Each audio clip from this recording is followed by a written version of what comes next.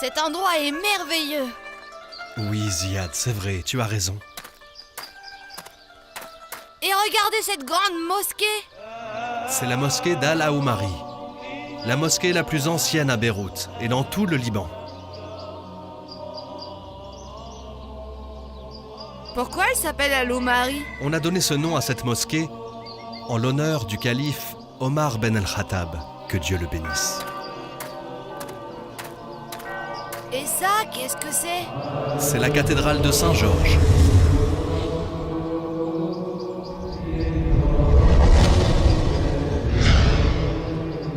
Comme elle est belle. Ici, au Moyen-Orient, les minarets des mosquées et les clochers des vieilles églises sont côte à côte. Et à chaque coin de rue, c'est comme si tu tournais les pages d'un livre d'histoire.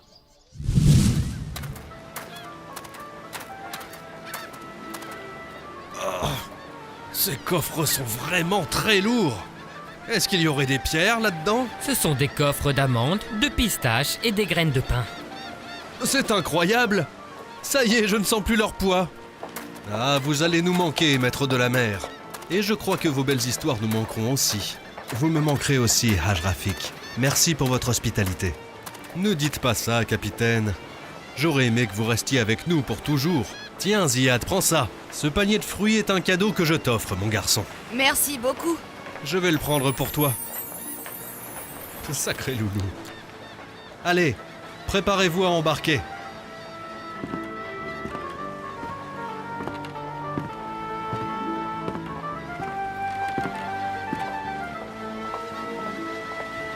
Au revoir, maître de la mer, je vous attendrai.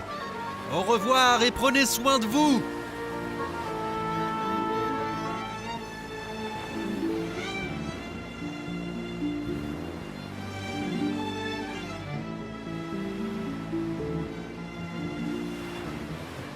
Où est la surprise que vous m'aviez promis quand on a embarqué, capitaine? Elle est devant toi.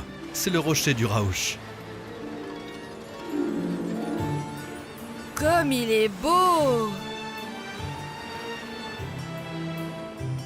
Il est impossible pour moi de quitter le port de Beyrouth sans passer voir ce rocher extraordinaire. Haj Rafik a dit qu'il aurait aimé que vous restiez toujours avec lui. Pourquoi vous ne construisez pas une maison ici ou dans un autre port? Parce que ma maison à moi, mon garçon, c'est ce bateau. Mais ce bateau n'est pas une maison. La vie elle-même est un voyage, mon garçon. Il existait il y a longtemps un homme bon qui vivait sans logement et qui dormait dehors. Et ce, malgré qu'il possédait beaucoup d'argent et une bonne santé. Alors les gens lui ont dit « Pourquoi ne construis-tu pas une maison ?» Il a répondu que la vie n'était qu'un pont qui emmenait vers l'au-delà. Quelqu'un de raisonnable construirait-il sa maison sur un pont? Cet homme faisait tout le contraire de ce que faisait Karoun.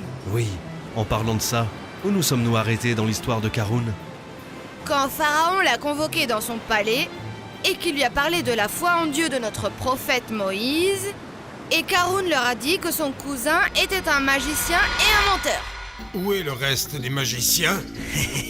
Votre Majesté, vous nous aviez promis une belle récompense si nous étions les vainqueurs. Oui, je vous l'ai promis. Et Pharaon est le dieu qui ne rompt jamais ses promesses. Oui, nous le savons très bien. Et nous faisons confiance en vos paroles, monseigneur. Ah, quel est le problème alors? Le problème, Majesté, c'est le reste des magiciens. Ils ont besoin d'une partie du salaire lors du compromis, comme on a l'habitude de faire, vous voyez. Donne-leur ce qu'ils veulent, Aman. La moitié du salaire en avance. Mais qu'est-ce qui ne va pas? Ils sont 10 000 magiciens, Votre Majesté. Nous ne possédons pas pour le moment l'argent suffisant pour tous les payer. Vraiment? Qu'allons-nous faire alors? Majesté, je ne sais pas.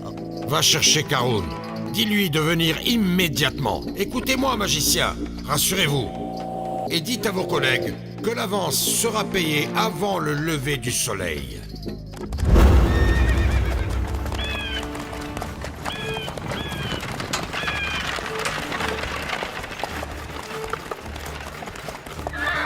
Mais qu'est-ce qui se passe enfin?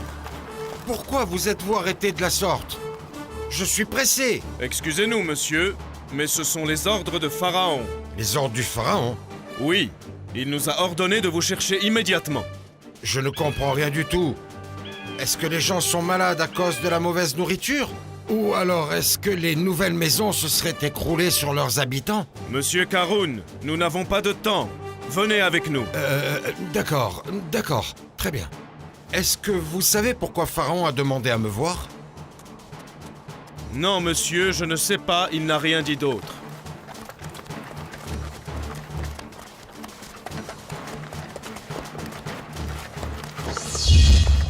Ah, Karun, nous n'avons pas beaucoup de temps. La somme est très élevée, monseigneur. Il y a 10 000 magiciens, et l'avance qu'ils demandent représente beaucoup trop d'or, Majesté.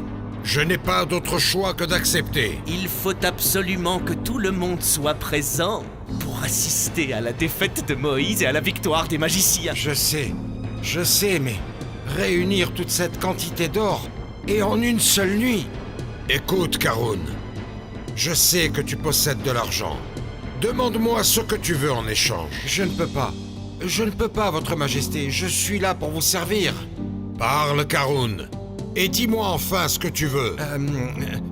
La terre qui se trouve à l'est du Manif. Toute la terre? Tu veux que je te donne toute cette terre fertile? Pensez bien, Votre Majesté, au scandale auquel tout le monde assistera. Ceci ne mérite-t-il pas une terre? Cette terre est peu demandée, Votre Majesté, Pharaon. Regarde, les magiciens sont arrivés. Les magiciens de Manif. Gloire au grand Pharaon. À ton avis, qui sera le vainqueur aujourd'hui, Carré?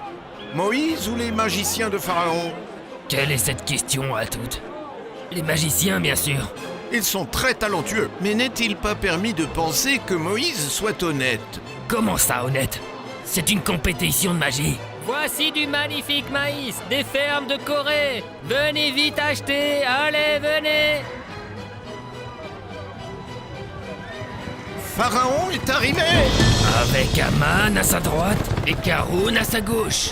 Souriez, votre majesté, et voyez comme tout le monde est en train de vous regarder. Je crains d'être déçu par les magiciens.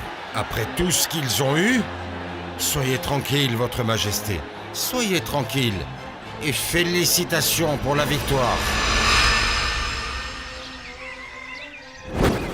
Qui aurait cru? Oui, le serpent a avalé tous les bâtons et toutes les cordes des magiciens. Et il a révélé leurs mensonges et leurs traîtrises. Ah, tu parles comme si tu croyais en Moïse à toutes. Non, je crois au Dieu unique. Le Dieu de Moïse et d'Aaron. Tais-toi, ou parle moins fort. Si Karun, le propriétaire de cette terre, t'entend, il nous tuera tous les deux. Moi, je ne crains que Dieu. Celui qui me donne et qui donne aussi à Karun. Tu n'as pas vu ce qui est arrivé aux magiciens quand ils se sont mis à terre pour prier?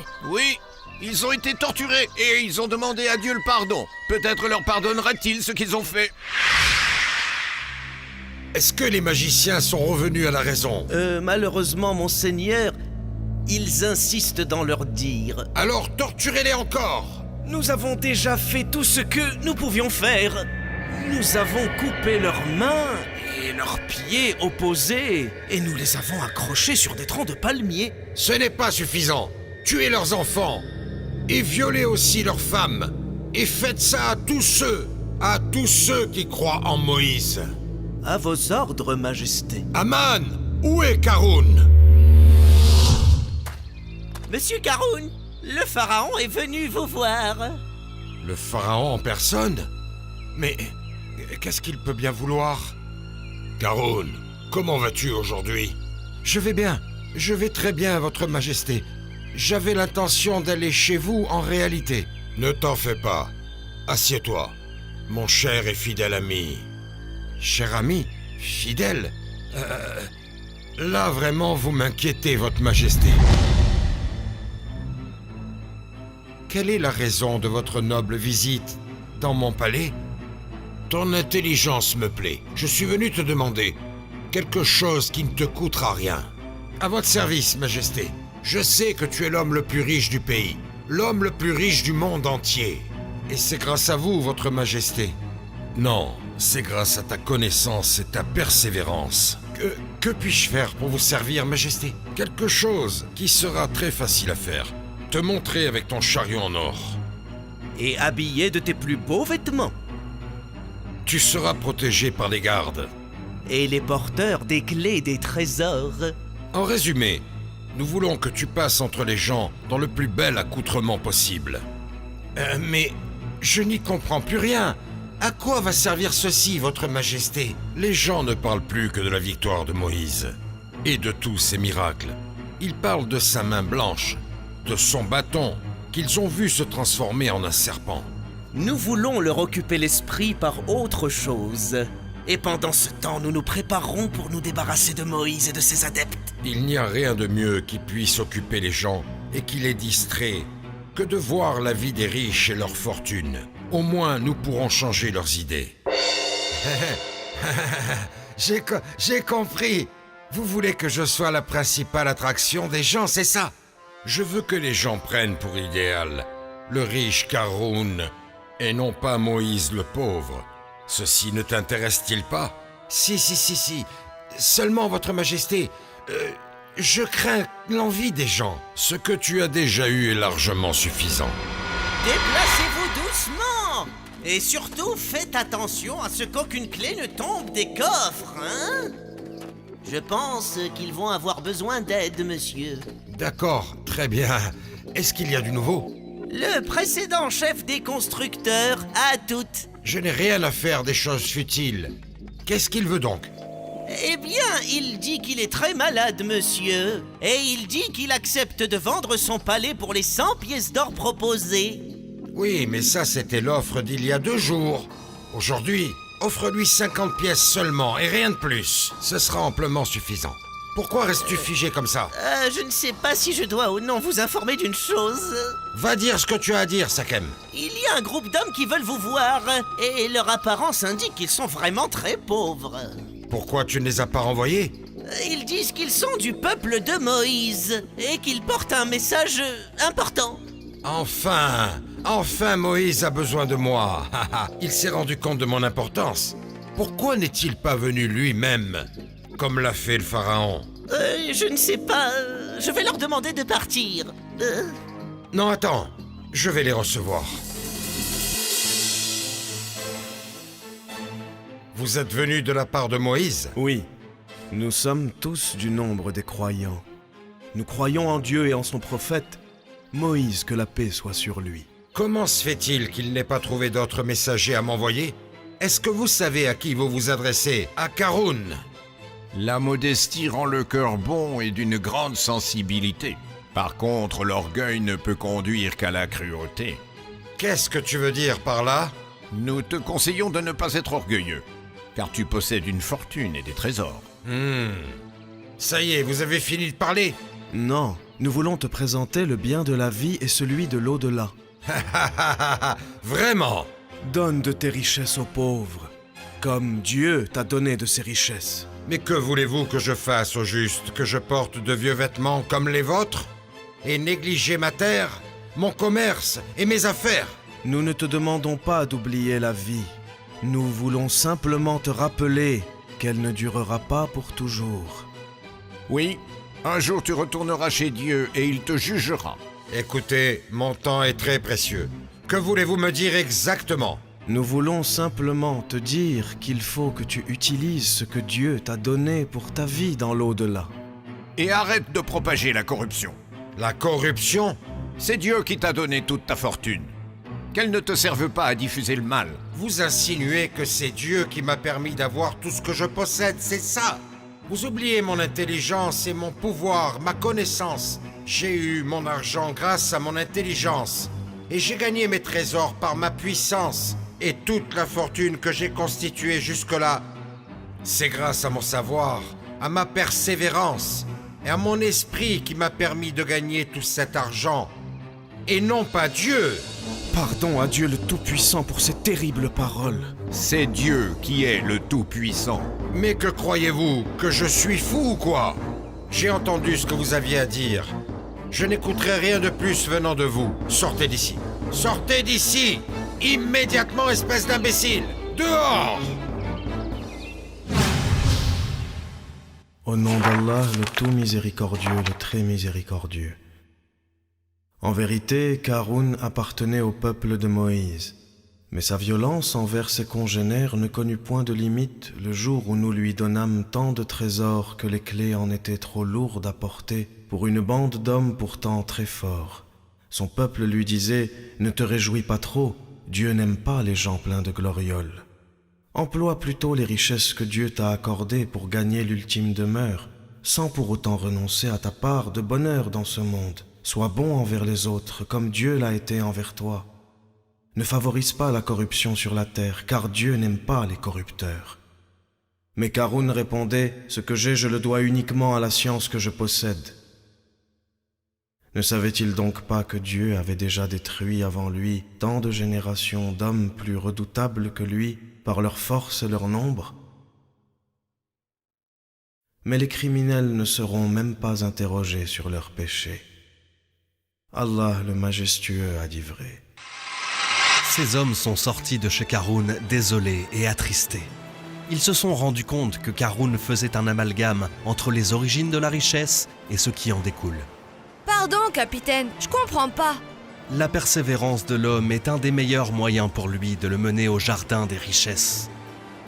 Mais les fruits de ce jardin ne proviennent que de Dieu le Créateur. D'accord, là je comprends mieux. Karun n'était pas en mesure de se rendre compte d'une vérité que même un petit garçon a réussi à comprendre. Son orgueil lui a fait perdre le discernement et il n'arrivait plus à écouter la voix de la raison, ni même à écouter les conseils avisés. Et que s'est-il passé après ça? C'est l'odeur de la viande rôtie. Je crois que Loulou a préparé le déjeuner. Allons manger, je meurs de faim. Moi aussi j'ai très faim. Mais après ça, vous me continuerez l'histoire de Karun, c'est d'accord? D'accord, Ziad, si Dieu le veut.